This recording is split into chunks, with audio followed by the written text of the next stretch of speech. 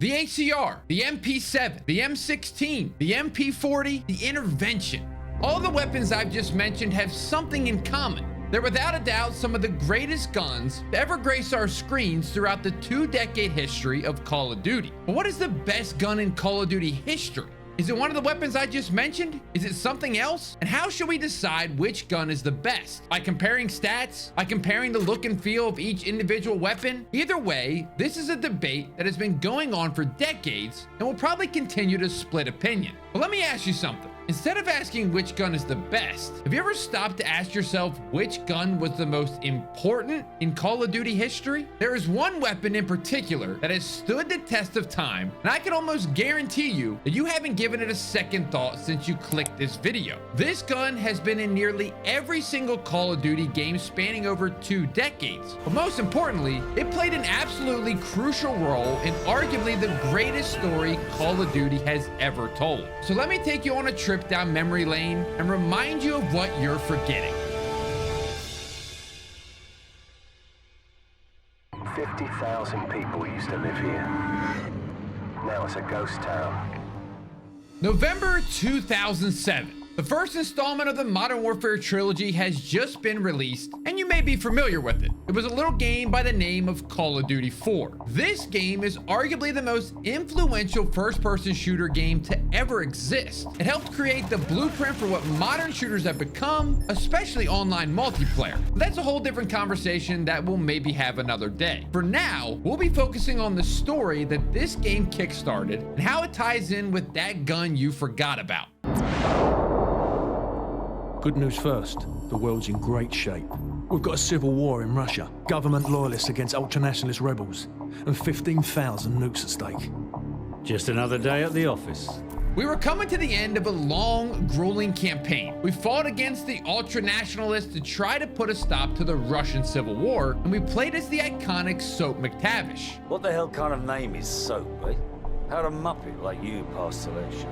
A joint operation between the SAS and the United States Marine Corps was undertaken to infiltrate a mission control silo that had been taken over by the Russian ultranationalists and their leader, Zakhaev. Now, Zakhaev was seeking vengeance for his son, who had taken his own life to evade capture by Captain Price and his men. And this is where we got this iconic speech from. Our so-called leaders prostituted us to the West, destroyed our culture, our economies, our honor. Our blood has been spilled on our soil. My blood on their hands. They are the invaders.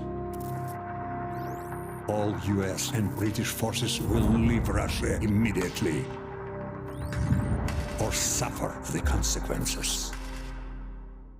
The consequences that Zakhaev spoke of were dire. 2 ballistic missiles were launched from the facility and were headed towards the 8 largest cities on the east coast of the United States: Boston, Hartford, New York, Philadelphia, Baltimore, Washington, D.C., Richmond, and Norfolk, which meant the estimated death toll would have totaled around 41 million US citizens. The objective for Soap and his team was simple: reach the control room and upload the abort codes to stop the Russian nuclear missiles from reaching the eastern seaboard of the United States. The joint op was successful, and to this day, I'm not sure how Soap managed to type the abort codes into a Russian computer to stop the nuclear attack, because I'm pretty sure he didn't know a word of Russian. But anyway, Zakhaev managed to escape the launch facility in a helicopter, and now Soap and his men also needed to escape the silo and reach the evacuation site while dealing with an onslaught of ultranationalist forces. Soap, Price, Gaz, Griggs, and the rest of the team were attempting to evacuate in trucks, but soon found themselves in a high-speed chase that involved RPGs and attack helicopters.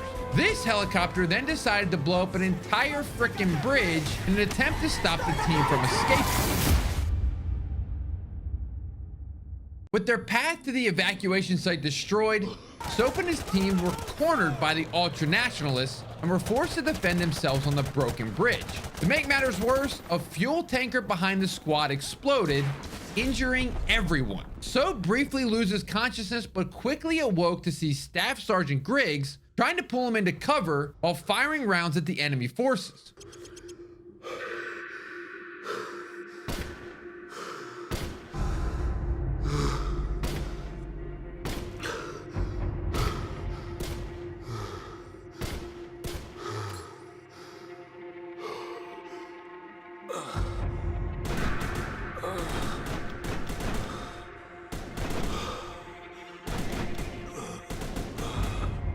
Sadly, this was the end for Griggs, and he was quickly shot in the head after trying to save Soap. Price was also down, injured along with Gaz and the other SAS soldiers.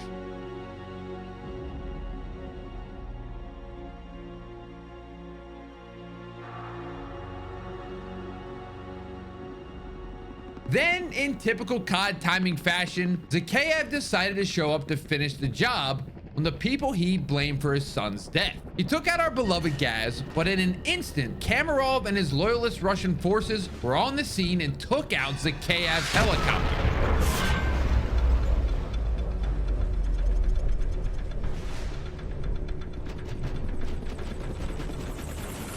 Distracted by the loyalist heli, Price saw this as an opportunity to catch Zakhaev off guard. He realized that Soap was in a better position and then slid his trusty sidearm across the ground into Soap's hands. And the rest? Well,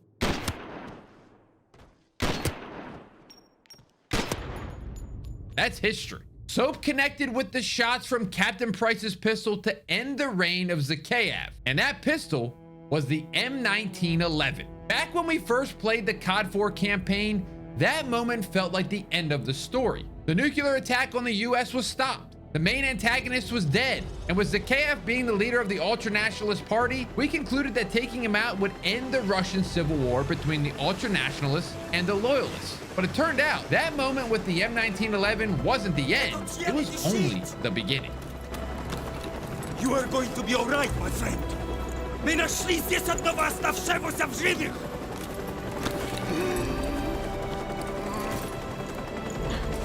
Заберите его отсюда! Быстро, давай! Мы должны доставить его в госпиталь немедленно!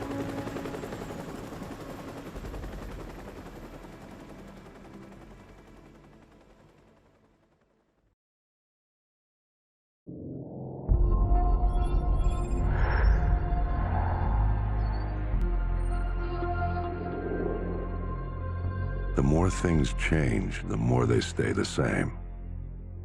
Boundaries shift, new players step in, but power always finds a place to rest its head.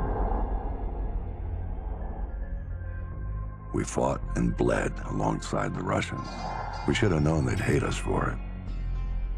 History is written by the victor, and here I am thinking we'd won. But you bring down one enemy and they find someone even worse to replace him. Locations change, the rationale, the objective. Yesterday's enemies are today's recruits. Train them to fight alongside you, and pray they don't eventually decide to hate you for it too.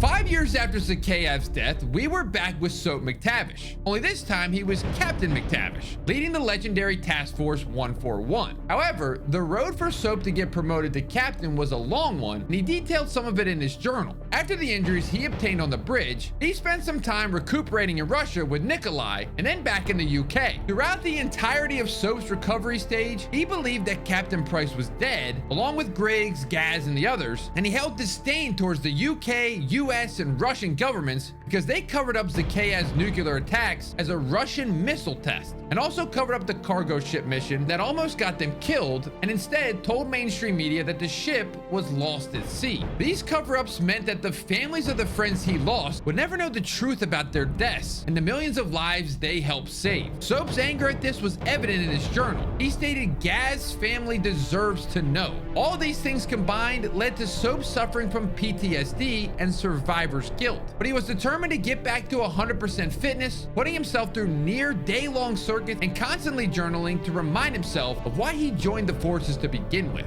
It was clear by reading his journal that Captain Price was like a father to Soap. On one particular page, Soap wrote, "I carry Price's pistol," focusing on disassembling it, cleaning it, I obsess over every scratch. Soap eventually got back to 100% health and went on to create what became Task Force 141. He managed to get General Shepard on board, who was the commander of the US forces in the Middle East, and 5 years prior had lost 30,000 of his men in a nuclear attack orchestrated by Vladimir Makarov. The task force main objective was to find Makarov, and so viewed getting Shepard on board as a hugely positive move, as he knew Shepard could fund the force heavily and also knew that Shepard would be highly motivated to find Makarov, stating in his journal that after losing 30,000 troops, man's been chomping at the bit for 5 years. I like that about him.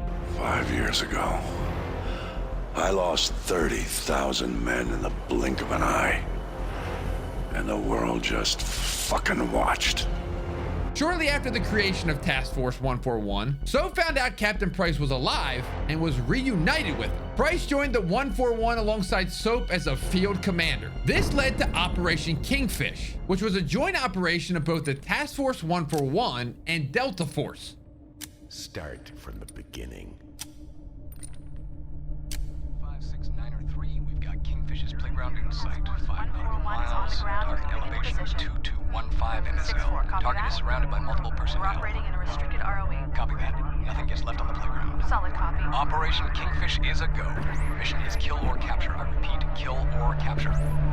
The goal of the mission was to infiltrate one of Makarov's facilities with the help of a sniper and AC-130 support, and then capture Kingfish, aka Makarov. The 141 managed to successfully breach the facility, but there was no sign of Makarov. Operation Kingfish was a trap. Makarov knew the 141 were coming and used it as an opportunity to ambush them.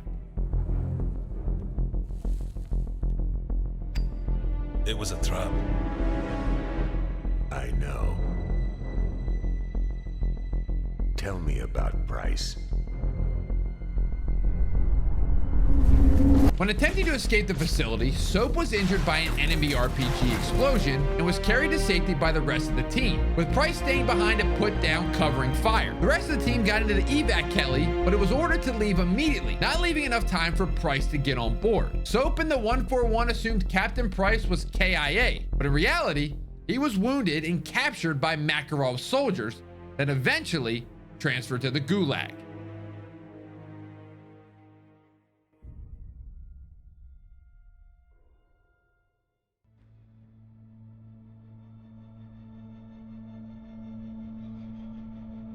That's it? Who is Kingfish?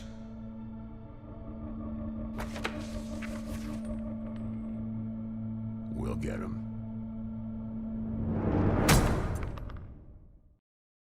Hey, quick interruption. If you like Call of Duty and you like podcasts, I started my own called Going Dark. The links are going to be down in the description. Go follow and subscribe. Back to the video.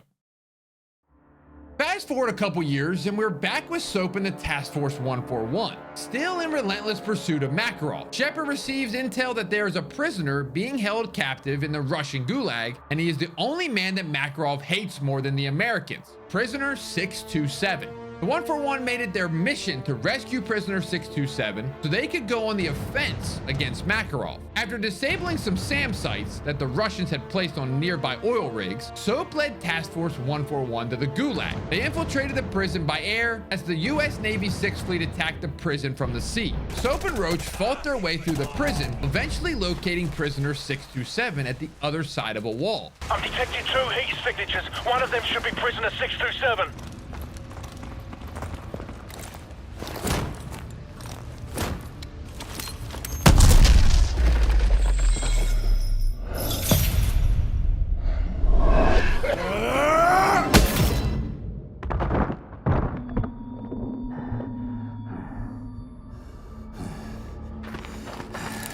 Drop it! Soap? Price? This belongs to you, sir. This was the first time Soap had seen Price since Operation Kingfish, where he presumed he was KIA. And as a sign of respect, Soap passed Price's pistol back to him. The same pistol Price had slid to him all those years ago to take out Zakayat. The same pistol that Soap had cherished and looked after so meticulously during his recovery. And that pistol was the M1911. Uplink nearly complete.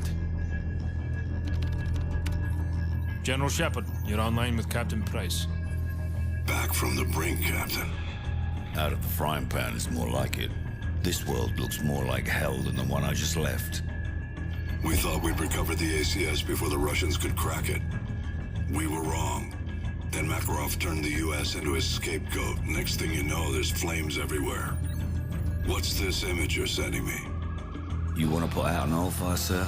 You set off a bigger explosion right next to it. Sucks away the oxygen, snuffs the flame. Price, you've been locked away too long. Better get your mind right, son. Shepard, are you willing to do what is necessary to win? Always. We got ourselves a pretty big fire. Gonna need a huge bang. You've been in the Gulag too long, Price. Focus on taking out Makarov. No time, sir. We need to end this war today. I'm not asking you, Price. This is an order. You're to... Looks like we lost our connection. With Price now free from the Gulag and back as a field commander, Shepard didn't realize that Price was gonna do exactly what he said. Make this world look more like hell than the one he just left. Price, do you copy? The silo doors are open! I repeat, the silo doors are open!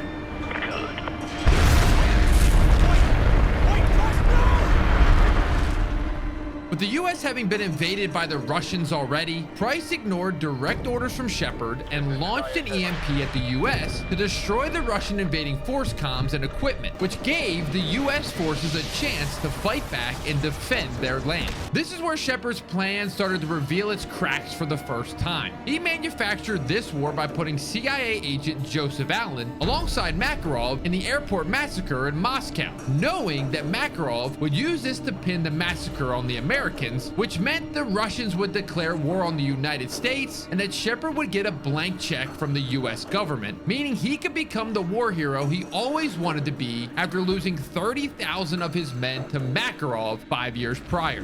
Price, on the other hand, wanted to end the war as quickly as possible, no matter the cost. And with the EMP hitting the US, this was the first time Shepard was not in control of the war. Shepard knew that if he wanted to gain back control, he had to take out Price in the 141.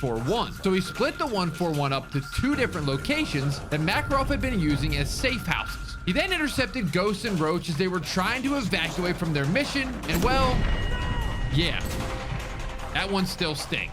However, General Shepard's Shadow Company did not manage to take out Price and Soap, and that would quite literally be the death of him.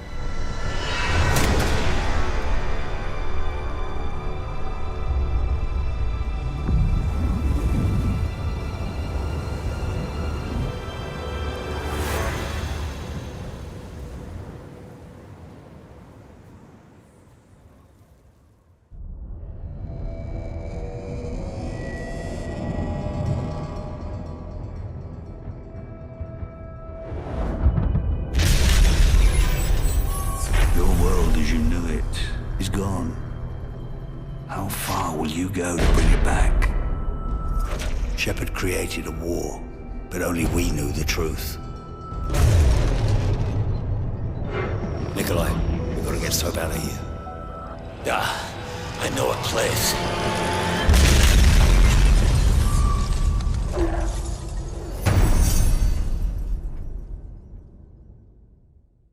We fast forward a little further to Modern Warfare 3. Just hours after Price and Soap took out General Shepard to avenge the death of 141 soldiers, Ghost and Roach, the 2 disavowed captains had yet again been on the brink of death. The first time around, it was against the KF. This time it was against the traitor General Shepard. The only man they had left to take down now was Makarov. Soap was heavily wounded from the fight with Shepard and was slowly dying on the trip to Nikolai's safe house in India. And to make matters worse, a wave of Makarov's soldiers were attacking the safe house in an attempt to kill off the last of the 141. Thankfully, Price, Nikolai, and newly found ally Yuri managed to fight off Makarov's forces, which allowed for safe evacuation and allowed Soap a chance to survive. They say truth is the first casualty of war.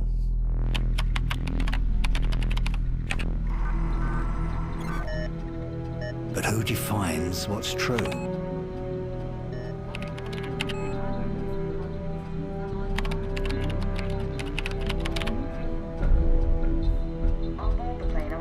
Bolshevsky and his daughter Elena. The Russian president is flying to Hamburg to negotiate a peace treaty with NATO delegates. Truth is just a matter of perspective. However, many Russians still blame America for the massacre at Zakhaev Airport. The duty of every soldier is to protect the innocent, and sometimes that means preserving the lie of good and evil. That war isn't just natural selection played out on a grand scale. But for now, it looks like the world may finally know peace. The only truth I've found is that the world we live in is a giant tinderbox. All it takes is someone to light the match.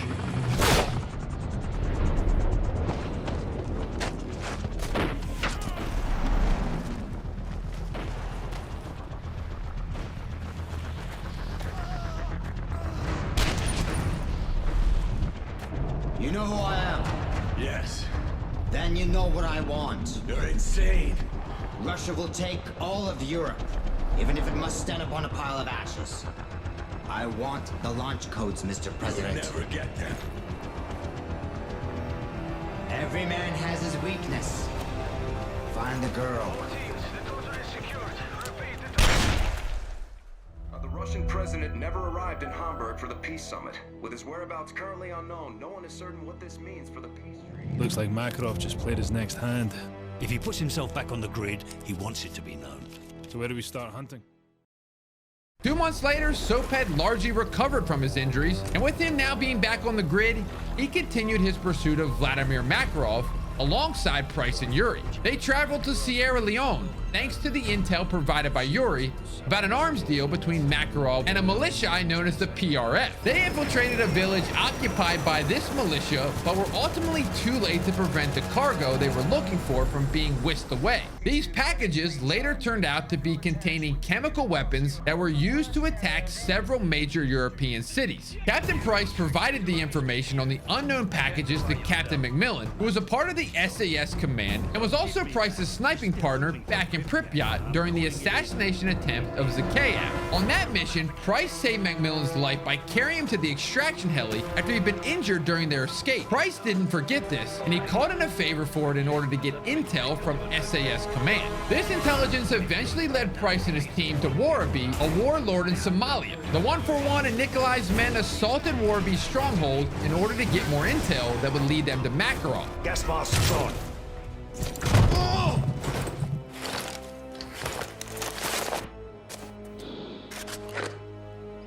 Look familiar. No, please! Where's Makarov? Tell me and it's yours.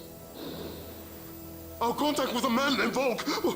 We never met Makarov. Where's this Volk? Paris! He oversaw the delivery in Paris! Right then. This is for the boys at Hereford. Warabi reluctantly gave them information about a physical transaction he made with a bomb maker named Volk in Paris. Captain Price was then able to relay intel obtained from Warabi to Sandman and Frost of Delta Force, who he knew well from Operation Kingfish a couple years prior. The Delta Force were already in Europe fighting against Russian forces that invaded Germany immediately after the chemical attacks. Thanks to the intel provided by Price, Delta Force made their way to Paris to carry out a joint operations with the GIGN in order to locate and capture Volk. They were ultimately successful in their mission, despite collapsing of the Eiffel Tower, and Volk gave up the information about a meeting being held by Makarov in Prague. Sandman was able to relay this intel back to Captain Price, and with that, Price, Soap, and Yuri managed to sneak their way into the city with aid from Kamarov and the local resistance. The 141 were all set up at the hotel where Makarov's meeting was due to take place, so they could take him out once and for all. Soap and Yuri were providing sniper cover from a nearby church. However, Makarov caught wind of the assassination attempt and had bombs set up at Yuri and Soap's overwatch position and also on Kamarov. Makarov detonated the explosives, killing Kamarov and severely injuring Soap. Get out now!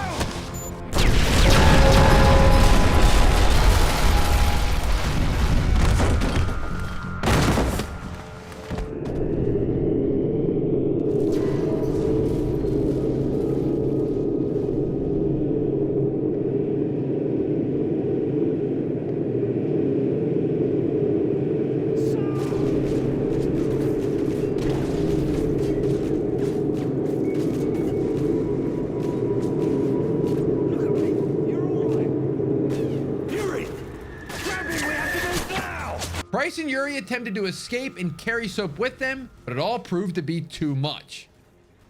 Pressure on the wound! Nice. Not now, son. Just rest. Get a medic! Come on, stay with me, son. Nice. No. Makarov knows Yuri. Oh, no! Soap! No! Soap! You have to go now! Get off me!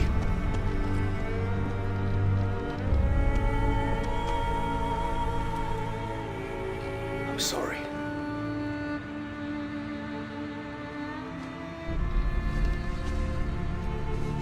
Undoubtedly one of the saddest moments in COD history and overall gaming history.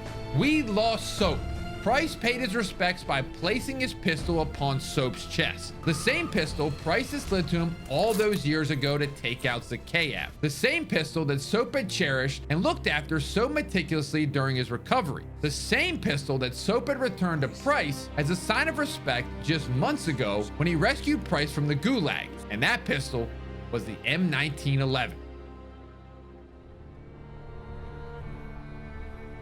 There's a clock tower in Hereford where the names of the dead are inscribed. We try to honor their deeds, even as their faces fade from our memory.